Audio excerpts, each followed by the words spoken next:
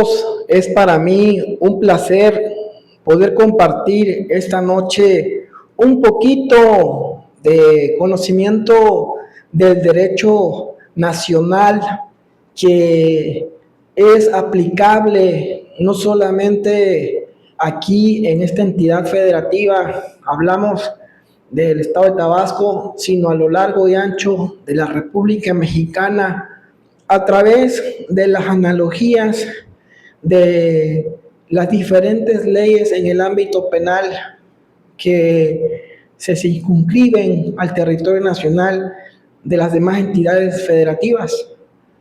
Estamos hablando del tipo de violencia que se puede ejercer en la familia.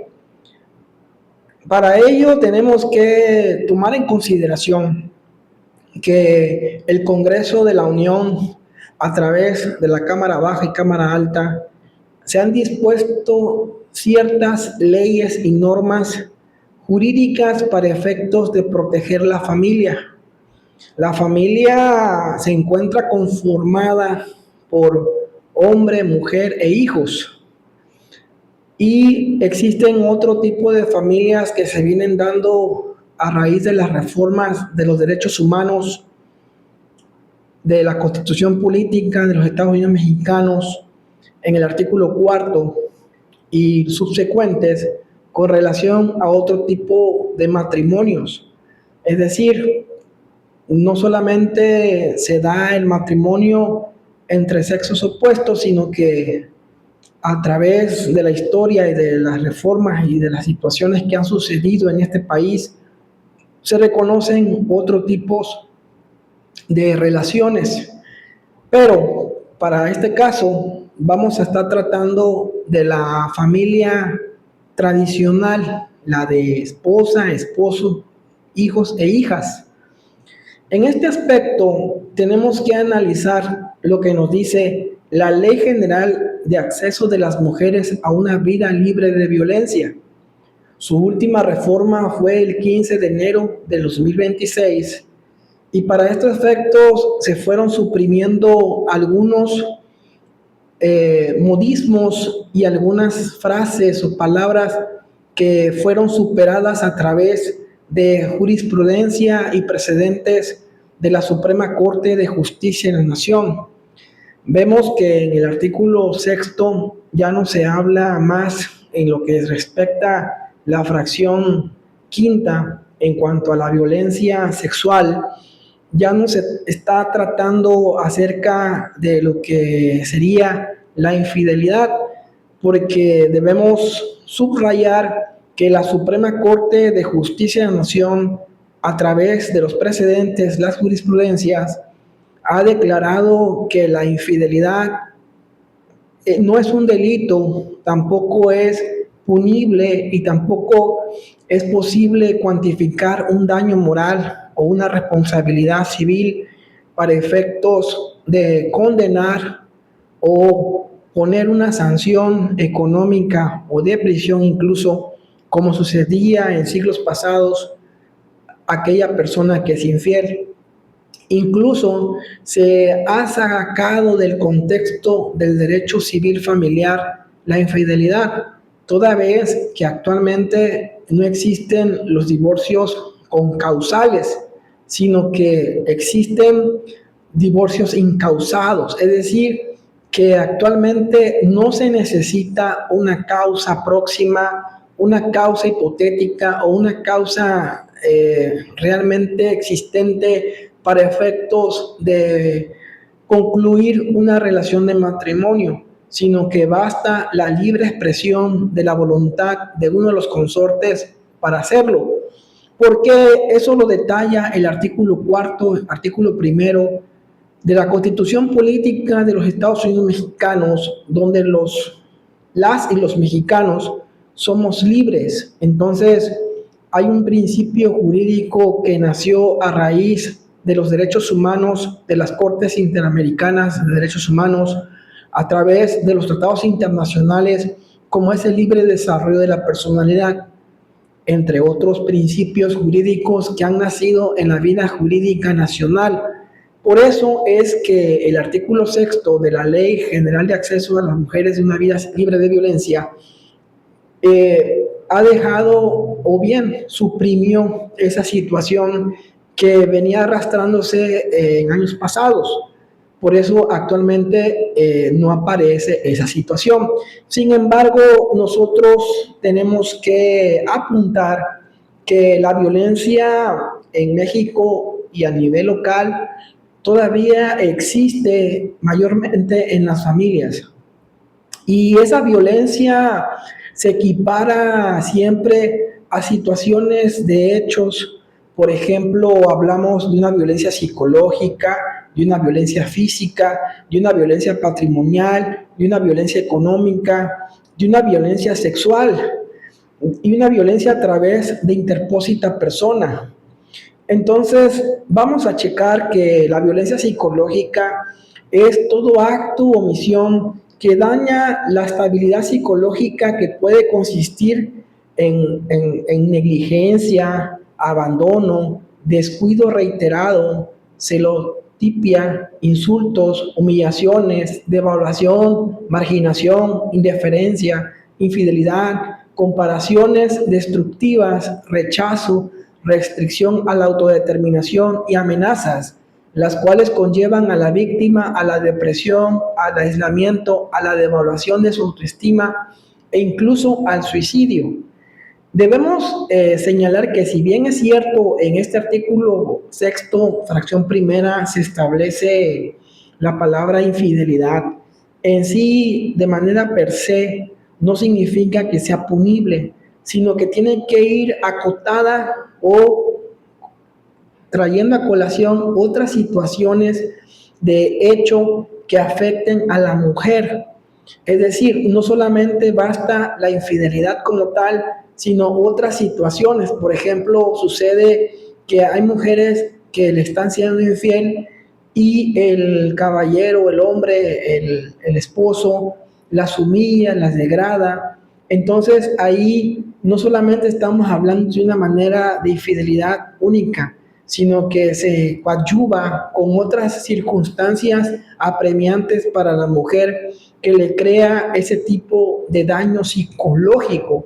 Pero en sí, la infidelidad no es de manera per se punible o sancionable. Y por otro lado, encontramos la violencia física. Es muy entendible para todos que la violencia física es aquella cuando es golpeada, vejada la mujer, cuando se le dan azotes, cuando se le da algo tóxico, inflamable, cualquier otra sustancia en determinadas condiciones que pudiera provocar lesiones, ya sean internas, externas o ambas.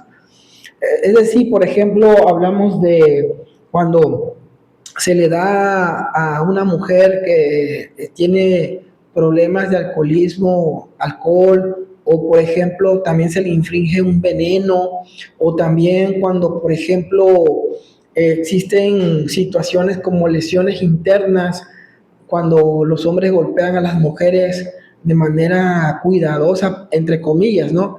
O sea, para no que se vean visibles las lesiones, etcétera. Y la violencia patrimonial es cualquier acto o omisión que afecta a la supervivencia de la víctima, es decir, cuando la mujer es abandonada por el esposo en un estado de insolvencia letal y mortal, que la mujer no puede desarrollarse, no puede tener una vida digna como lo marca el artículo 4 de la Constitución Política de los Estados Unidos Mexicanos. La violencia económica es la acción o omisión del agresor que afecta a la supervivencia económica de la víctima. Es cuando, por ejemplo, sucede que el esposo no provee alimentos a su casa, no provee la manutención para la mujer. Y la violencia sexual, hablamos, por ejemplo, que hay violencia sexual en el matrimonio, por ejemplo, cuando un hombre viola a su esposa, porque también hay violaciones dentro del matrimonio.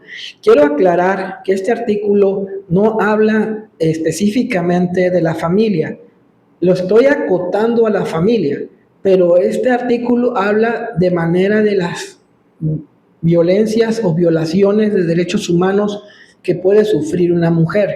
Sin embargo, lo estoy acotando a la familia. Entonces, vemos que hay otro tipo de violencia. El artículo 6 de esta ley establece los tipos de violencia. Pero no solamente la mujer como tal sufre violencia en el hogar.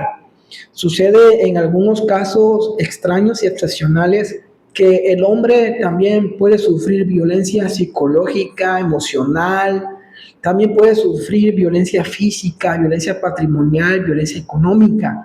Y sucede en aquellos casos donde el varón queda impedido para trabajar y la mujer no le provee la subsistencia para poder que este hombre pueda tener esa manutención, o cuando lo deja abandonado a su suerte teniendo esta persona una discapacidad permanente.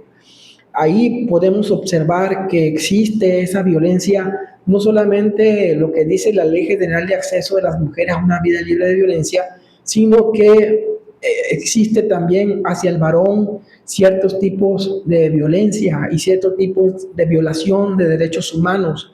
Y ahí estaríamos hablando en la omisión de auxilio que tipifica el Código Penal del Estado de Tabasco, la ayuda y todo esto que requiere un discapacitado, que por cierto existe una ley general para discapacitados en México que protege a este sector vulnerable, tanto hombre como mujer. Sin embargo, quiero aclarar que la ley protege y no solamente a las mujeres, sino también a los varones. Los varones también pueden sufrir violación, pueden sufrir, aunque parezca risible, aunque parezca excepcional, sucede y también existe otros tipos de situaciones donde el hombre se encuentra desprotegido ante la mujer. Lo regularmente que sucede es cuando el hombre tiene alguna discapacidad en sus miembros, en piernas, en brazos, etcétera, o enfermedades mentales o cosas así. Entonces, esa situación lo pone en estado grave en un matrimonio, porque sucede que a veces las mujeres se cansan de cuidar, se cansan de llevar el sostén al hogar, y ahí pueden existir hasta violencias físicas, etcétera, etcétera, etcétera. Y por otro lado, las hijas y los hijos tienen una protección también de parte del gobierno mexicano. Las y los niños de México tienen protección al establecer la Ley General de Niñas y Niños y Adolescentes en México. Establece unas ciertas protecciones, unas ciertas tipificaciones, ciertas normas jurídicas que protegen y dan garantía jurídica a las y los niños de México. Y no solo eso, sino que el Código Penal del Estado de Tabasco, así como el Código Penales de las entidades de la República Mexicana, dan ciertos elementos para proteger tanto a hombres y mujeres y niños y niñas, a toda la familia. El Estado mexicano tiene esa garantía, esa protección, porque el Código Penal para el Estado de Tabasco establece, por ejemplo, situaciones como las de medidas de protección o las medidas cautelares. Estas medidas de protección o medidas cautelares son para efectos de que las y los niños o las y los esposos tengan protección ante cualquier posible comisión de un delito.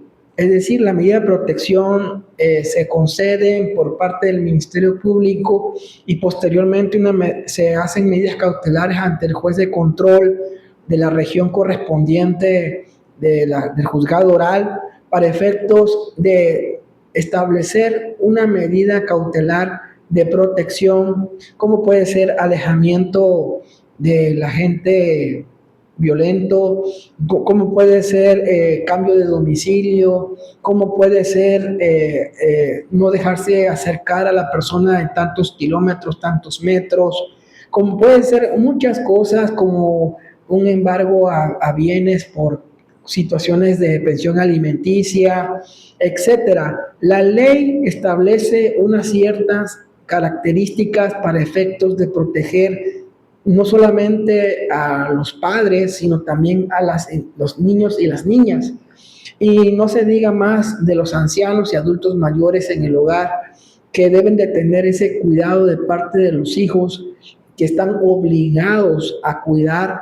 No es que si quieren, no es si es cuestión de deseos o de emociones, sino que la ley, el derecho civil, por ejemplo, aquí en el Estado de Tabasco y también en las entidades de la República Mexicana, se establece en el Código Civil para el Estado de Tabasco que quien dio alimentos tiene el derecho de recibirlos también.